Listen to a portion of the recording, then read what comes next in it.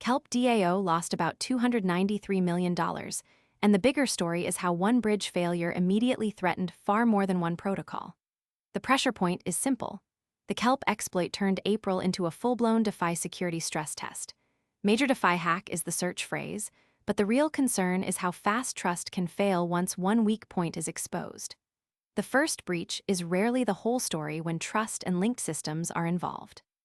The breach made Kelp DAO the largest DeFi exploit of 2026 so far, pushing total crypto losses in the month above roughly $605 million and making April look like a system-wide security stress test.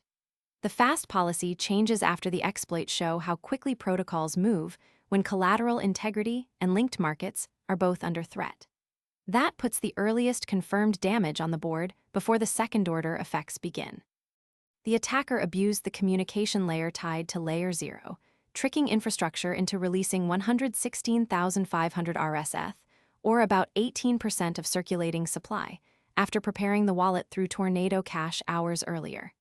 In easy English, collateral is the asset a lending market accepts as backing for a loan.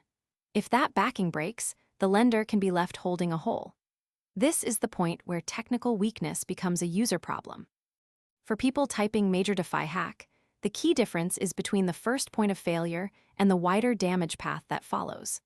Because rsETH was already woven into other DeFi venues, the exploit instantly raised contagion questions for lending markets, collateral positions, and cross-chain users who were not directly interacting with Kelp at the moment of attack. That is how a contained exploit turns into a broader confidence event. The mechanism is bridge trust. A wrapped or bridged asset only works if every message and reserve assumption behind it stays intact. Once that trust layer fails, the problem spreads outward because the asset is already sitting inside other systems. For people searching KW, the key issue is not only who was hacked first. It is how far the damage can travel once the compromised asset is already woven into other apps. Once the mechanism is clear, the defense priorities look very different. That matters for users because DeFi composability is a double-edged sword. The same interoperability that creates useful yield strategies can also carry stress from one weak point into platforms that never wrote the vulnerable code themselves.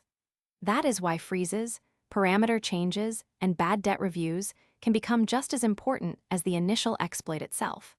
The market usually reacts to the balance sheet and trust impact faster than it reacts to the code details.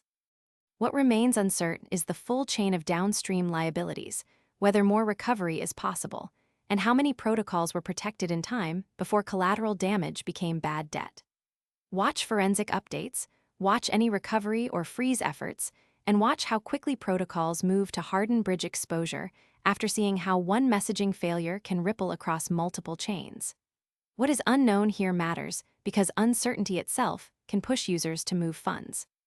That leaves major DeFi hack resting on one practical test: whether defenses get stronger before attackers find the next trust shortcut.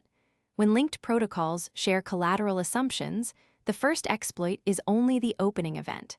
The harder part is tracing where the loss eventually settles. The next round of evidence will decide whether the response was containment or only delay.